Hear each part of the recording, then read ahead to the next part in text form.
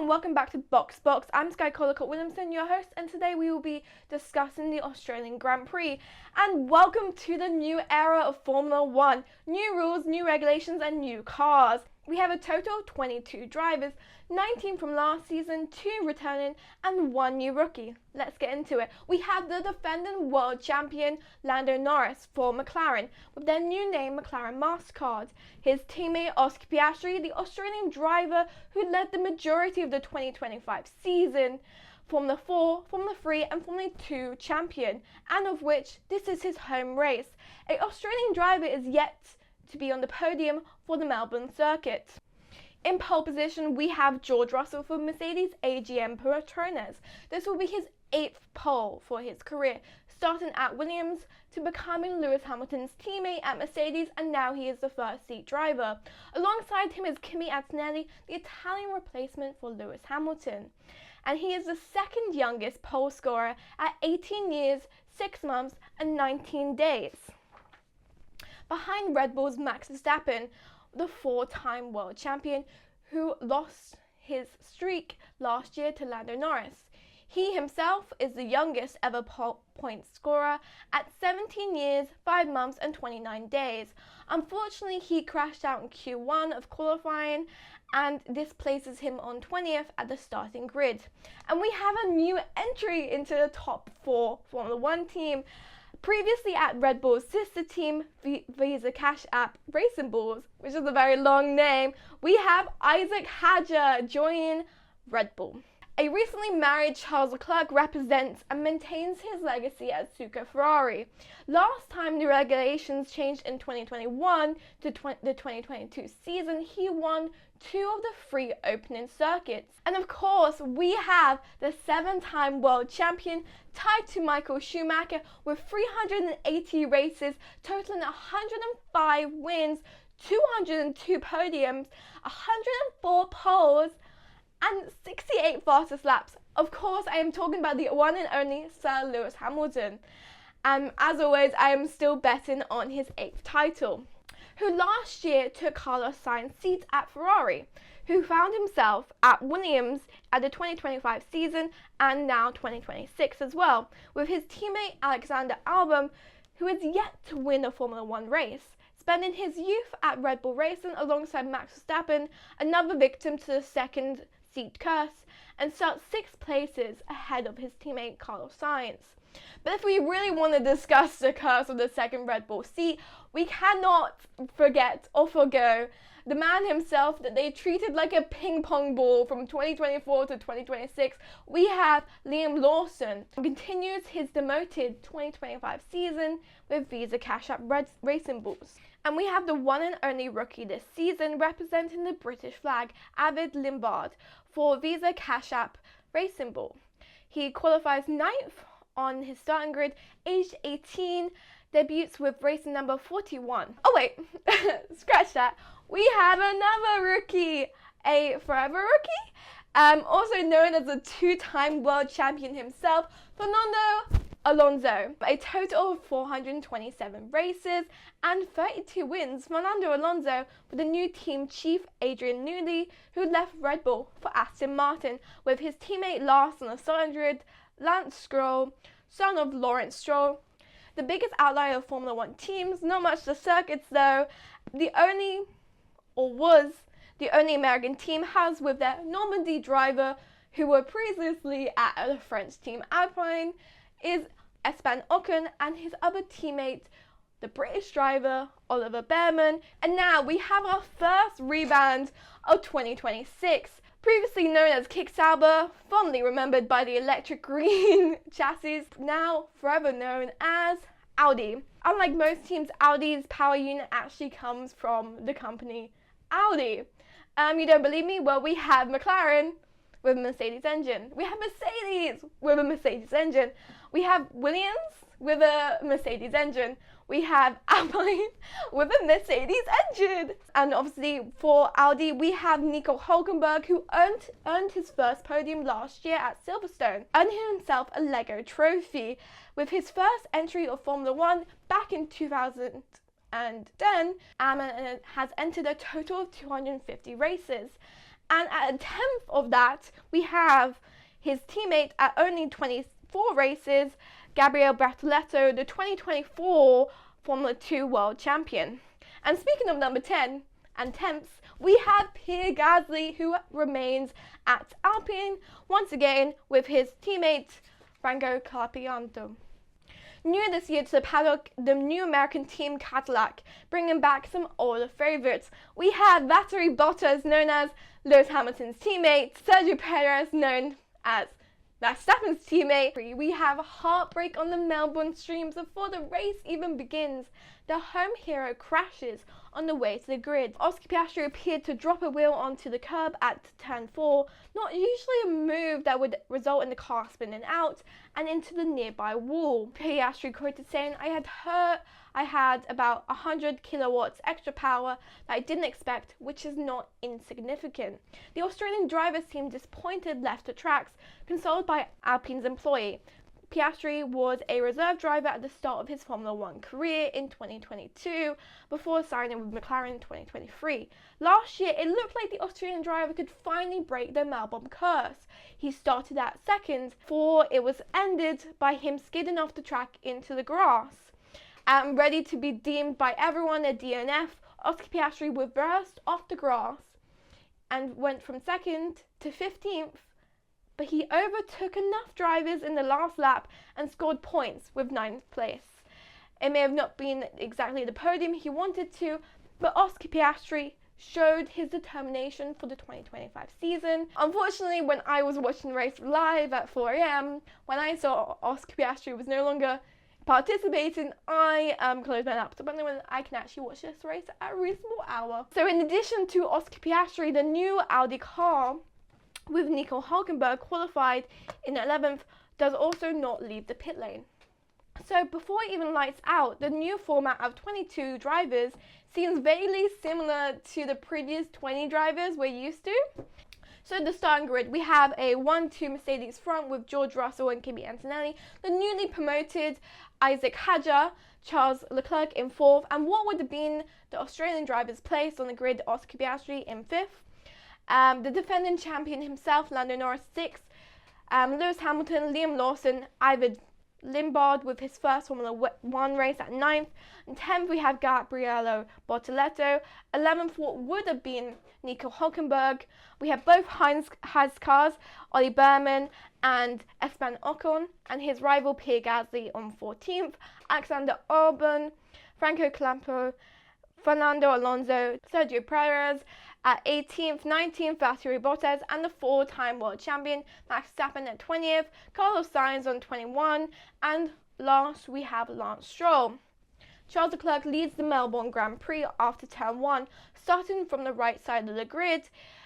He moves into the middle, overtaking Kimi Antonelli. Isaac Hadjar moves to the right, and pole holder Russell remains on the left-hand side. The gap perfectly opens between the right of turn 1's corner and George Russell on the left, and Charles Leclerc goes straight through from 1st to 4th on the starting grid. Even more turn 1 drama, Kimi Antonelli drops behind Isaac Hadjar and continues to drop from 2nd to 7th within lap 1. Reportedly, there was no battery for poor Kimi Antonelli, and what appears as an excellent grid start for Mercedes AGM Petronas has turned into a competition of wheel-to-wheel racing with Ferrari, of which Hamilton passes the only McLaren on track, Lando Norris, at turn 3. No worries, Antonelli, there is a more significant drop on the first lap. Liam Lawson drops from 8th to 18th. On a positive note, in lap 1, Max Verstappen goes up a significant 4 places, passing ex-teammate Sergio Perez, with current teammate Isaac Hadjar still in 5th place. Lap 3 shows all there is to play for on the Melbourne track. Race leader George Russell takes back his race lead. Charles Leclerc uses a new added feature boost, which takes back first position with a clean overtake on lap 3. Unlike previous systems such as DRS, known as drag reduction system, it could only be used on certain areas of the track. This is untrue for the 2026 boost button, which can be activated at any point of the track. The only downside is battery management. How careful do the drivers want to be with their limited battery? It is a manual activator for maximum power of the battery. George Russell takes back the lead. Amidst playing with the man's hopes and dreams, Charles Leclerc takes it back only 6 turns later at turn 9. And just as George Russell comes back for his Grand Prix in turn 1, where he lost it all, it is a massive lock-up. He manages to stay on track, but his short-lived race lead gives back to a more stable Ferrari car. At lap 11, Max Verstappen is up 12 places from the starting grid and past his teammate Isaac Hadjar, who is down to 12th. But luck is not on Hadjar's side. A very slow Isaac Hadjar, previously at Racing Bulls, promoted to take over Yuki Tsunoda, has a smoking car and stops his car on the grass. The FIA issue a virtual safety car, and that is when things get interesting at the Melbourne circuits. And it's a perfect opportunity for teams to pit. In goes Lando Norris, Pierre Gasly, Esteban Ocon, Carlos Sainz, Liam Lawson, Fernando Alonso, Lance Stroll, and a lap later, Kimi Antonelli, George Russell, and Alexander Albon. And a radio comes in from Lewis Hamilton. At least one of us should have come in. Fernando Alonso has also been told to stop at lap 15. Liam Lawson, previously of Red Bull, got demoted last season to Racing Bulls, is going will to will the man that he replaced originally, Sergio Perez, now with the new Formula 1 team Cadillac. And they're fighting one another for 14th place. And trust me, there's no love lost between these two.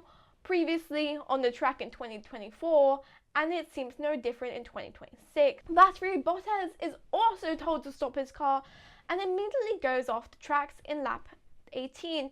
The FIA issue another yellow flag, track hazard, and another virtual safety car. And this would be the perfect time for Ferrari to pit, right? Want to yell it even louder for them? No, they do not pit. Straight into the pit stop, so we have Arvid Limbard, Max Verstappen, Oliver Behrman, Gabriel Bortoleto, and Sergio Perez.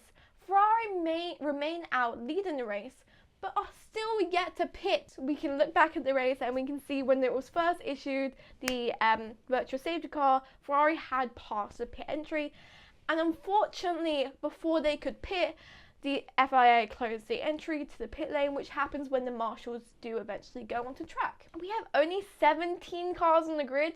This is a 22 car race, and we have 17. And we have Charles Leclerc, Lewis Hamilton, George Russell, Kimi Antonelli, Lando Norris, Arvid Limbard, Max Verstappen, Oliver Behrman, Esteban Ocon, Gabriel Bortoleto, Pierre Gasly, Carlos Sainz, Alex Albon, Liam Lawson, Franco Colapinto, and Sergio Perez and Lance Stroll.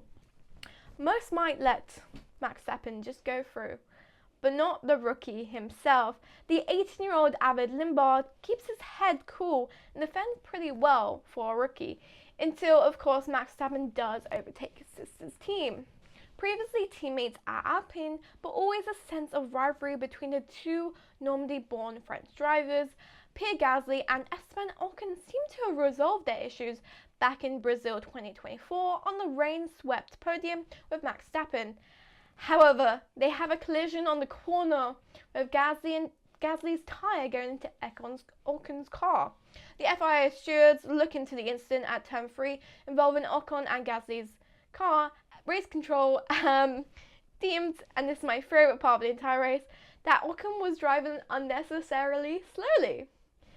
At last, on lap 25, Charles Leclerc pits, and Fernando Alonso rejoins the race, which is perfect timing for all the sponsors to be able to see his car and know that they've got their money worth. That's really the only point, because by the end of the race, he's 10 laps behind. At lap 26, a new entry for race leader, the 7-time world champion Sir Lewis Hamilton. And actually, I think this is when we can cut the race. We can just stop. We can just stop here. Lewis Hamilton is yet to pit. Unfortunately, on lap 25, with fresher tyres, and Lewis Hamilton doesn't even bother putting up much of a fight, Russell takes back his lead. And Hamilton finally is in the pit lane.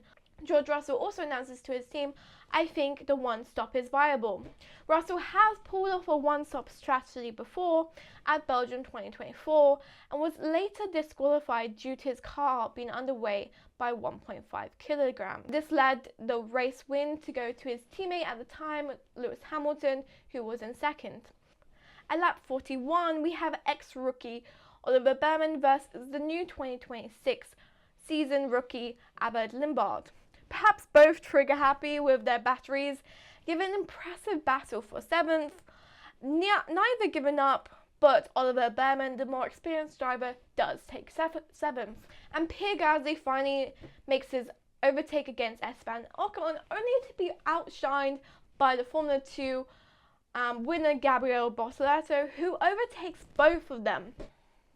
And our finish, we have George Russell with 25 points, Kimi Antonelli with 18 points, Charles Leclerc with 15, Lewis Hamilton with 12 points, Lando Norris, who did not have much of a fight in this round, and it's not really much of a defense against his world title.